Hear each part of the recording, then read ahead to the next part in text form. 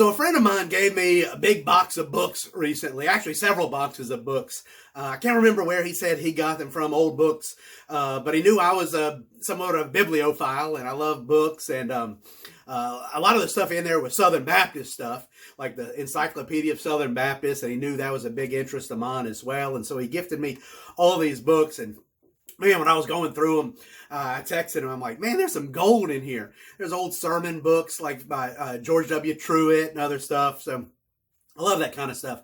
But then I came across one book that I pulled out, and that's the one I want to tell you about today. When I pulled it out, I'm like, score. It is The Chaplain of Bourbon Street by Bob Harrington.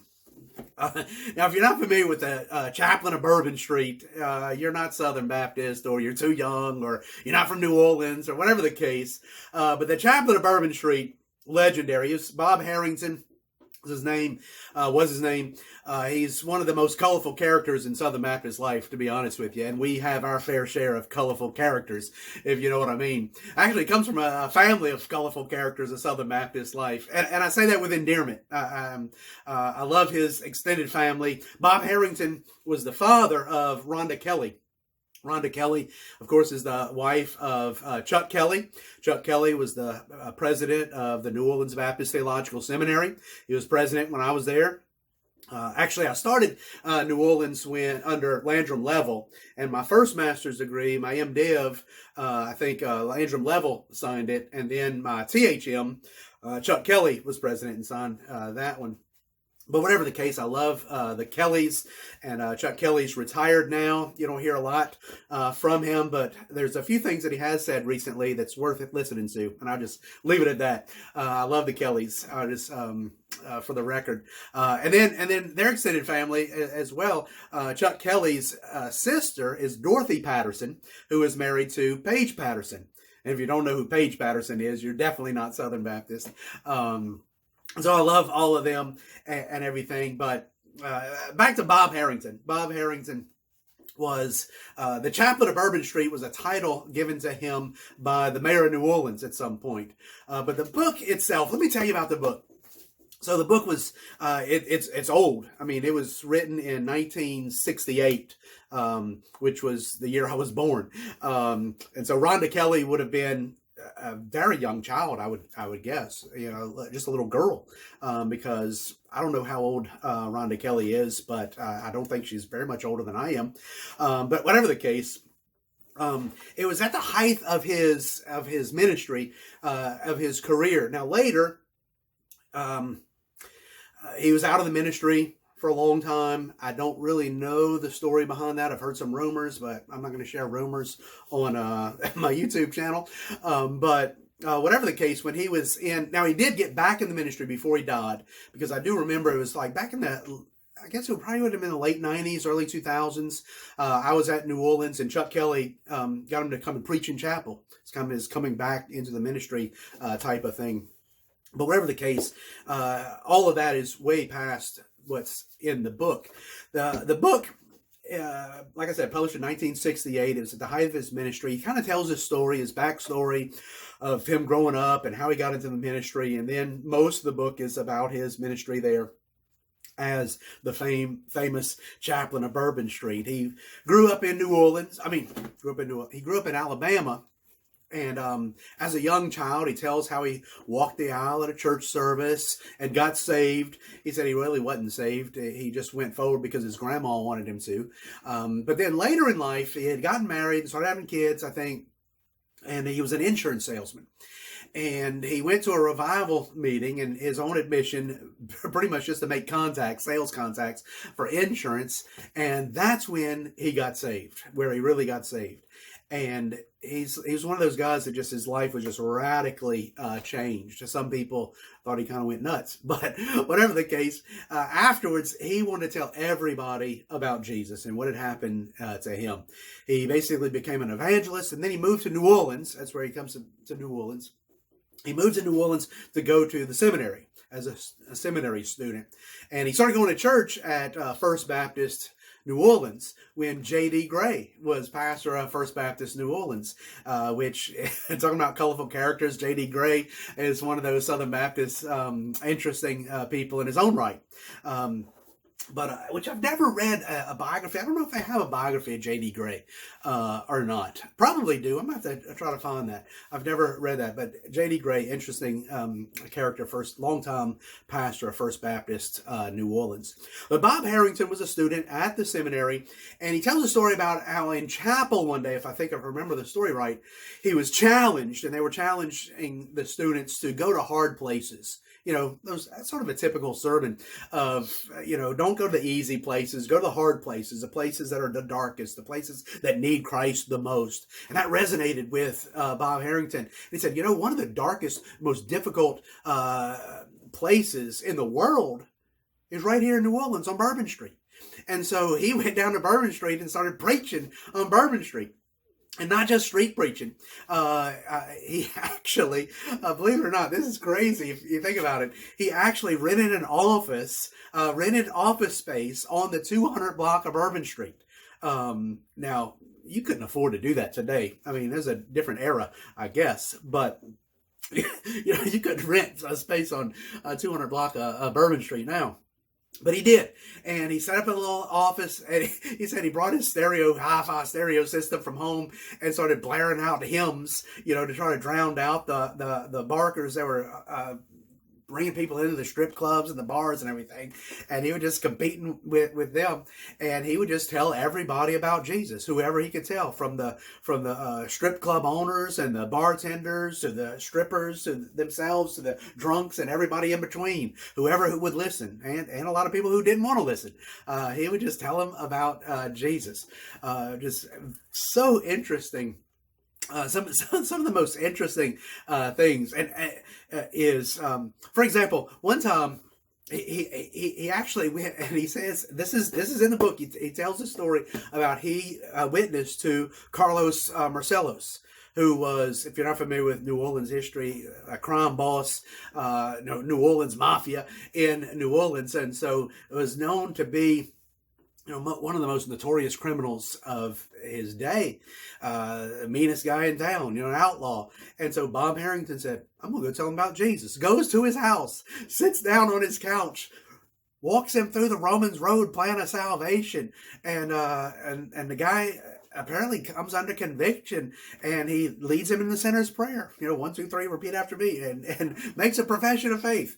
Just an amazing story. Now, if you know the history of Carlos Marcellos, I don't think his life changed that much. But he tells us, it's an interesting story. And it's the kind of thing that you almost think he would be making it up, except for the fact that he says that later that Carlos Marcellos, him, Bob Harrington, and J.D. Gray, pastor of First Baptist New Orleans, would often have breakfast together, the three guys. I mean, what I would give to be able to sit at that table and hear that conversation, right? Just some interesting stuff. And so Bob Harrington would spend years there on Bourbon Street telling people about Jesus, preaching. Actually, believe it or not, this is crazy. But he actually would sometimes preach in the strip clubs. I mean, he was put on as an act. In between the strip acts, Bob Harrington is now going to preach.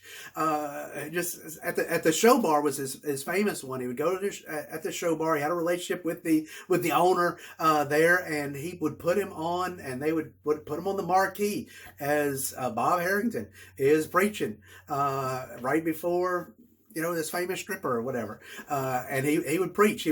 There was this one record. Actually, I heard the sermon years ago. It's actually on vinyl.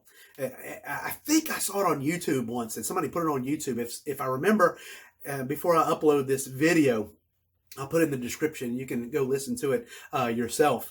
But he actually has a choir with him, and he gets one of the strippers to sing before he preaches. To sing, "What a Friend We Have in Jesus." And when I say one of the strippers, I'm not talking about a former stripper that got saved and now is singing with him. No, this is one of the strippers that is still she's the one that's about to go on after he finishes preaching, and he gets her to sing "What a Friend We Have in Jesus." He actually introduces her as the stripper, and says he's praying that one day she'll become a saint, but for now, she's not. And so I mean, that's some interesting stuff. I mean, you can't make that kind of stuff up, but that's the kind of guy he was. He was right in the middle of things. Now his preaching style, he's basically a comedian. I mean, and I don't mean that in a negative sense. I mean, if you're preaching on Bourbon Street, you got to hold people's attention somehow. And so he had a lot of one-liners, a lot of stories, a lot of funny stories. His theology was, an inch thick, but it is what it is. Now I have heard him. I have heard him preach an expository sermon. It was years ago, and I can't remember where I heard it. I think I heard it on a cassette tape or something that somebody had. And it was at a church, and he took a text of scripture and just exegeted the text. It was actually a pretty good sermon.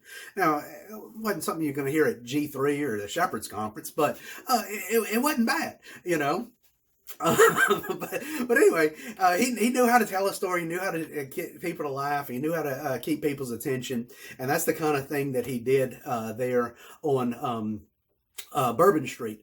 One of the most interesting stories, probably in the whole book, and I won't tell you all the stories, but one of them. This is the kind of relationships that he was having with people there on the street, with the owners of the clubs and all the rest. He said one day he gets a phone call from one of, I think he gives the guy's name, but owner of the show bar, I think it was, and the guy says, "Hey, I got a problem. You told me that if I ever need anything, to let you know, and I need something." One of the girls, the strippers, had locked herself in the dressing room and refused to come out. Now think about this. So his first thought is, I better call the preacher to get her to come out. And so Bob Harrington tells the guy, "Look, I'm not coming over there and try to get this girl to come and take her clothes off. That's not what I do." And he's like, "You got to do something, preacher. She's in there. She's crying. We don't know what's going on." So he does. It does go down there.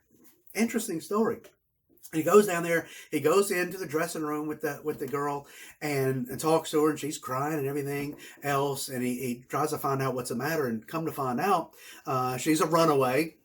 Many of them are, and she had run away from Ohio, and her dad was in New Orleans on a business trip, unbeknownst to him, that his daughter was in the dressing room, and he's there at the club waiting to watch the show. He's got a cocktail waiting to watch the show. He's out on a business trip. And the girl sees her dad out there, and she don't want to go out. And she tells us, Bob Harrington, about her relationship with her dad and how he doesn't love her, blah, blah, blah. And so Bob Harrington says, "Listen, if I go get your dad out of here, will you promise to come to my office tomorrow to talk?" And she agrees. And so he goes out and he talks to the dad and explains to the dad the situation, and says, "Look, will you come to my office tomorrow to talk?"